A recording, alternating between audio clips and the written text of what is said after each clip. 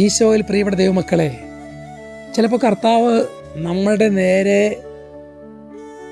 നോക്കാതെ കണ്ണടച്ചിരിക്കുന്ന പോലെ നമുക്ക് തോന്നും. കർത്താവിനെ വിളിച്ചപേക്ഷിച്ചിട്ട് പ്രാർത്ഥന കേൾക്കാത്തതുപോലെയൊക്കെ തോന്നും. അത് ചിലപ്പോൾ നിമിഷ നേരത്തേക്ക് ഉണ്ടാവുകയുള്ളൂ. പക്ഷെ അപ്പോഴൊന്നും നമ്മൾ ആ കർത്താവിനെ ഉപേക്ഷിക്കരുത്. മറിച്ച് ഉള്ളിലുള്ളിൽ ദൈവത്തെ സ്നേഹിച്ച് പ്രാർത്ഥനകൾ ഉയർത്തണം.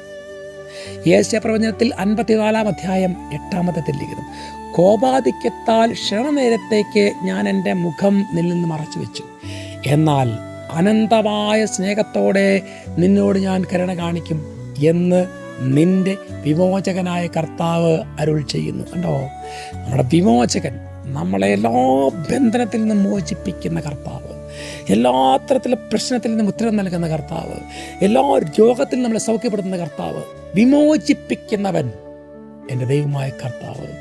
ഈശോയെ, ഞാൻ അങ്ങയെ സ്നേഹിക്കുന്നു. I love you Jesus, love you Jesus. നമുക്ക് പ്രാർത്ഥിക്കാം. പ്രഭാതത്തിൽ കർത്താവ് നിങ്ങൾ അനുഗ്രഹിക്കട്ടെ, എല്ലാ ക്രമങ്ങളും നിറയ്ക്കട്ടെ, ഇപ്പോഴും എപ്പോഴും എന്നേക്കും. ആമേൻ.